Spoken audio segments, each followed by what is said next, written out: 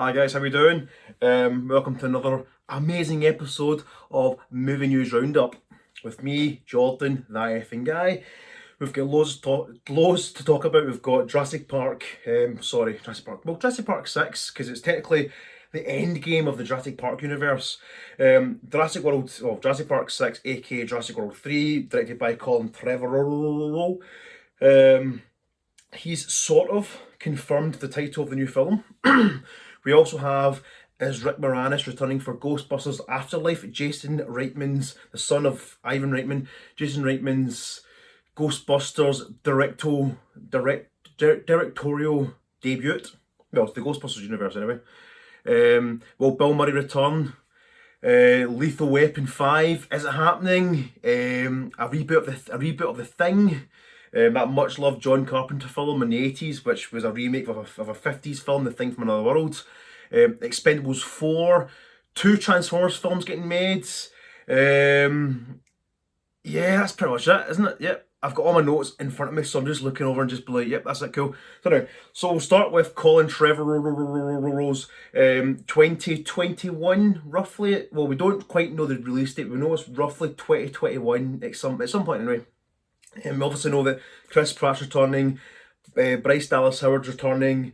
We've obviously, just last year, we got confirmation that Sam Neill's returning, Laura Dern's returning, and Jeff Goldblum, the Illuminati of the Jurassic Park franchise, the Trinity.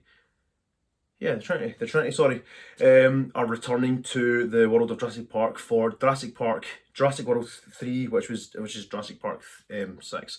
So Jurassic World 3, obviously after this sort of letdown of Jurassic World 2, not box office wise, done a lot of money, but critically and also fan service wise, it was good, wasn't great, just kind of meh. Obviously we're left with where do we go next? So Jurassic World has been quite quiet over the last few months, but then obviously we get confirmation about the original 3 from Jurassic Park returning. We've now also got sort of confirmation via Twitter, from Colin via his Twitter account. He was throwing about titles of so his Star Wars Episode 9 script was called the Duel of the Fates, which obviously goes back to the John Williams soundtrack for Star Wars: The Phantom Menace. The scene with Darth Maul versus Obi-Wan Kenobi and Qui-Gon Jinn. Oh, what a scene. It's the scene of the prequels, basically. So we'll talk more about the Star Wars, obviously, because I've started doing a review on The Rise of Skywalker. It'll happen, don't worry. Anyway, so Jurassic World 3 is supposed to be known as Jurassic World New Era. So it kind of makes sense, because obviously it's a new era of our world. It's a new era of the dinosaurs. So it's basically it's going to be an era where we're going to have to just live together. Or do we? Don't know. Because obviously Colin Trevorrow has confirmed that there's no Jurassic Wars in the third film, which you kind of think, yeah, because it kind of sets up to be like this big massive world war, like of just dinosaurs. To hell with Trump's World War 3, we're getting World War D. I like that. So Jurassic World 3 is known as Jurassic World New Era because a fan or someone on Twitter just said, oh, what about Jurassic World New Era? And Trevorrow just was like, well, shit, you've guessed the title. Well done, kid. So yeah, Jurassic World New Era. We'll see what happens. I'm not overly confident about it. I'm not overly like, oh my god, it's going to be amazing. We'll see what happens. But anyway, Rick Moranis, Lewis Tully of the Ghostbusters universe, has sort of been confirmed. He's not quite said it himself, because obviously that man has sadly been out of the limelight for a long time now, since the passing of his wife in the 90s. He took a kind of back step from acting. There are a few wee TV roles here and there, but nothing substantial. He was offered a role in the Ghostbusters 2016 female reboot that we shouldn't talk. Well, it was good, but just dead flashy, not Ghostbusters. And he was asked to have a role in that, and he basically said no because I'd done it 30 years ago. Why would I do it again? Fair enough. Basically, the kind of same way as Bill Murray was when he was offered to come back for Ghostbusters 3, like for all those years ago, and was like, nah, shit, Ghostbusters 2 is terrible. I don't like it. I love Ghostbusters 2. I personally love Ghostbusters 2. But yeah, so Rick Moranis somewhere has confirmed, obviously to someone, that's obviously leaked online to confirm that he will not be returning to Ghostbusters Afterlife. Obviously, everyone else is returning: Ernie Hudson, Sigourney Weaver, Dan Aykroyd, Bill Murray, and whoever plays Janine anyway, their secretary. I can't remember her name again. On the note of Bill Murray is 110 fucking percent confirmed to returning. He had an interview with Variety a few days ago. Someone from Variety magazine in America were on set for Ghostbusters Afterlife, confirmed there's a massive, big, just awesome fan service sequence at the very end, one big final battle, and Bill Murray has confirmed that he will put on the proton pack and lock and load. It's going to be a fantastic film. I'm not fully taken by the film. The trailer was alright, very indie Ghostbusters, very Stranger Things Ghostbusters. It looks alright. It's just the kids are just wanted a real Ghostbusters 3, you know what I mean? I want Paul Rudd to just suit up and just join in as well. But anyway, so if this is the only way we're going to get to see a Ghostbusters 3 is with the return of Bill Murray, Dan Aykroyd, hopefully the three of them suit up at the end. We've only had confirmation that Bill Murray's going to suit up. But anyway, that's what it is. So Pete Venkman is alive and well and is returning for Ghostbusters Afterlife. Talking about returns, Lethal Weapon 5 is happening. Well, sort of. A few online sites have confirmed that Lethal Weapon 5 is happening. Danny Glover's coming back, Mel Gibson's coming back, and Richard Donner, who's like 90 years old this year. The long-awaited Lethal Weapon sequel is finally happening. I mean, the last one was in 1998, Lethal Weapon 4. Now, the Lethal Weapon franchise is like the John Wick franchise. Everyone is just so fucking brilliant. The Die Hard franchise was good until it got to like the fifth one. The fourth one was brilliant. And then the fifth one was like Die Hard in Russia. It could have been so done better, but anyway. So I love the Lethal Weapon franchise. I think it's fantastic. And there've been rumours for years about a Lethal Weapon 5, even up to like last year, 2 years ago, where it actually got confirmed by Richard Donner himself that there was going to be a Lethal Weapon sequel called Lethal Finale. It's going to be the be-all end-all of the Lethal Weapon franchise. I don't know if that'll be the title of this one. I don't like the title, Lethal Finale. Nah, I would go down the line of maybe Lethal Weapon Reloaded, or Lethal Weapon, The Final Mission. I don't know. I don't know. But it's just good to see Danny Glover and Mel Gibson just lock and load as Murtaugh and Riggs just one more time before someone reboots it, like they've done in the TV show. The TV show is quite good actually. I've not kept up with it with like Sean William Scott. Now I know it's been cancelled because it was a bit of a letdown because obviously I can't work talking about it anyway. Lethal Weapon 5. Hopefully Shane Black will return as a writer because, he's good at it. He can write action films, you know what I mean? So why not? He just can't do Predator films. Anyway, and again, on a high note of a return, the Expendables 4, the rumours of the Expendables 4 have risen again. So the Expendables 4 is happening, but not an official 4. It's going to be a spin-off of Jason Statham's character Lee Christmas. And wait for it, it's going to be out in roughly, we think, December 2021. And the title is The Expendables, A Christmas Story. Now, I'm all for a Jason Statham spin-off. I like Jason Statham. He's alright. The Meg, yeah. He's good in action films. Just good at being a badass like Crank. Just things like that. The Meg, yeah. It's kind of like Arnie in The Predator. Like, I like Arnie. I just don't like him in The Predator because you just think, of course he's not going to lose. Same with Jason Statham in The Meg, you know what I mean? But it's like when you see Jaws, you knew that they are vulnerable, they could die, they're not action heroes, whereas Jason Statham's an action hero, so you think, he's not going to die. You know what I mean? Unless he does some massive, like, super, like, action sacrifice or something like what Will Smith done in I Am Legend. I fucking hate the end of that film. Anyway, the dog, don't worry about it, like, snaps, heartbreaking. So yeah, Expendables 4, which is going to have to, it's going to see the return of Stallone, Schwarzenegger, the usual suspects, and Ong Bak star. He's a Chinese actor, or I don't actually know who he is. He's an Asian actor, Tony Jaa. I know of him. I know he's in a film franchise called Ong Bak. I think it's Ong Bak. Pretty good films. Yeah, it'd be alright, because obviously when you look at Jet Li, the guy's got to retire some point, so bring in a younger Jet Li. Tony Jaa. I would go for Jackie Chan because that man deserves to be in an Expendables film before the man dies. Let's be honest. So yeah, Lee Christmas spin-off, a Christmas tale, Christmas story, whatever you want to call it. The director's DJ Caruso, who directed Triple X3, The Return of Xander Cage.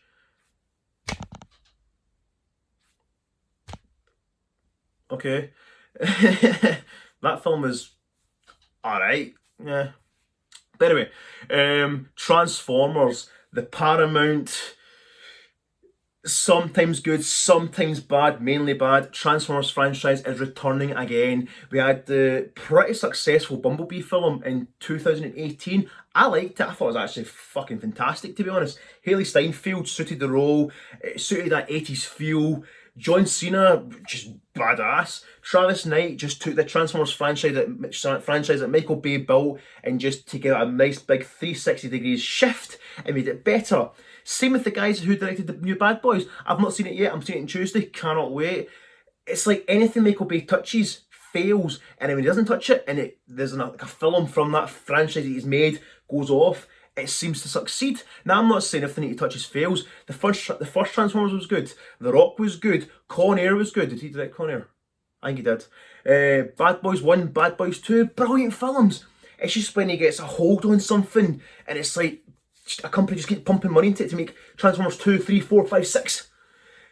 Bumblebee was brilliant, so fresh and brilliant. Didn't make enough money, but it made enough money to obviously merit a sequel because obviously that's what we're going to talk about. So Bumblebee 2 is happening. We don't know if it's going to be Travis Knight returning. We don't know if Haley Steinfeld's returning. We don't know if it's going to be set in the 80s or if it's going to be set in the 90s. We don't know if it's going to tie into the Sam Witwicky, Shia LaBeouf, that franchise where he gets picked up in the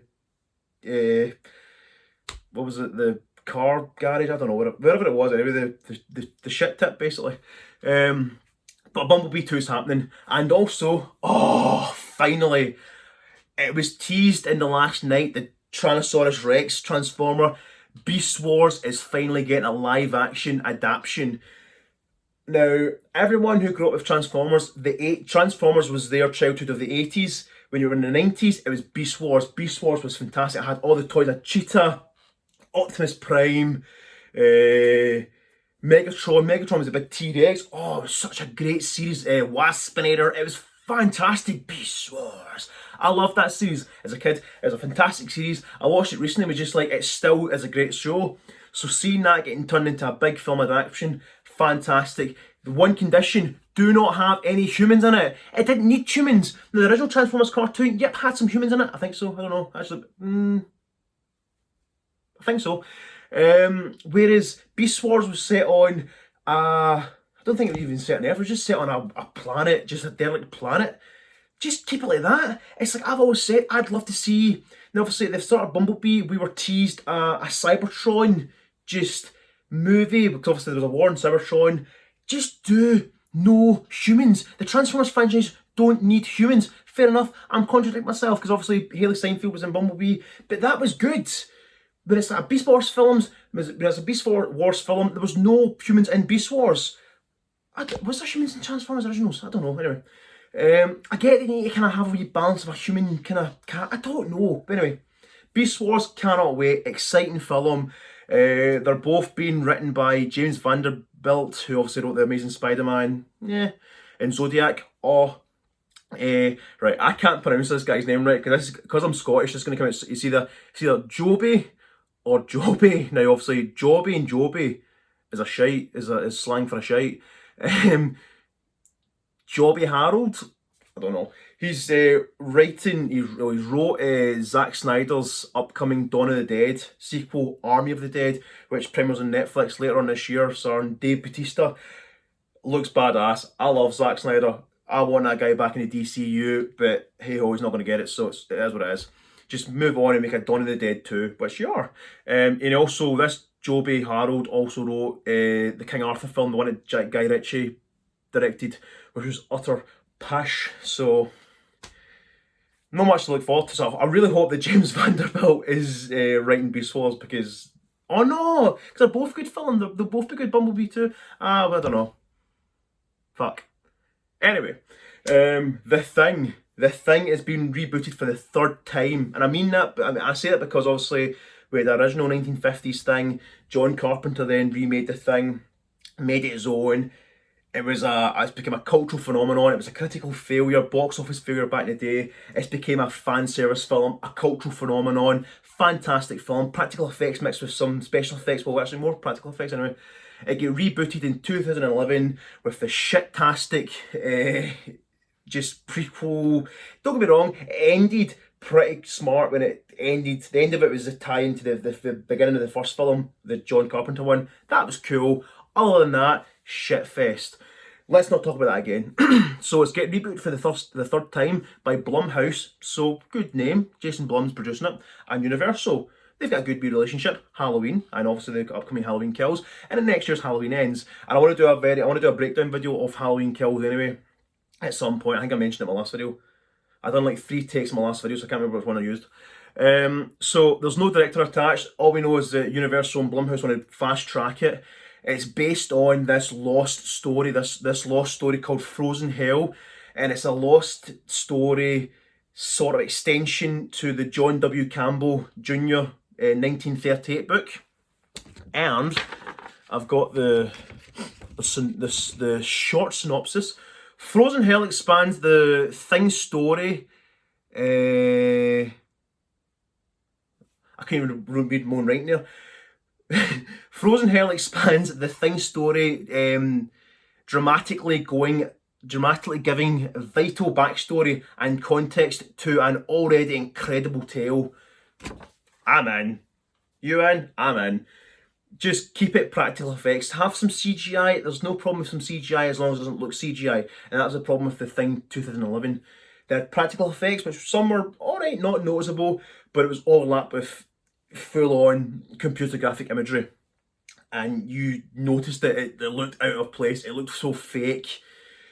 So try and blend. I mean, the Evil Dead remake in 2013, yeah, can't remember the director, but anyway, he rebooted The Evil Dead with practical effects. Few CGI effects, not bad, but the practical effects were so good. It just paid homage to the original Sam Raimi one, with obviously all the practical effects. So do the same thing with this new Thing, but the fact that it says, quoted, Blumhouse and Universal are trying to fast track it. See, fast track, I don't like, because that's kind of like when you have Police Academy 4 coming out next year, and then Police Academy 5 coming out the following year. Well, then again, they're doing the same thing about Halloween. Well, shit. I've contradicted myself a lot in this video. Yeah. But then again, I think with Halloween, you can fast track them. They're quite easy. Just few kills here, few kills here. When you're doing something that's going to be a visually stunning horror film, practical effects. But anyway, I've been Jordan, that effing guy. Halloween t-shirt. Ayo! And I'll see you guys in the next video.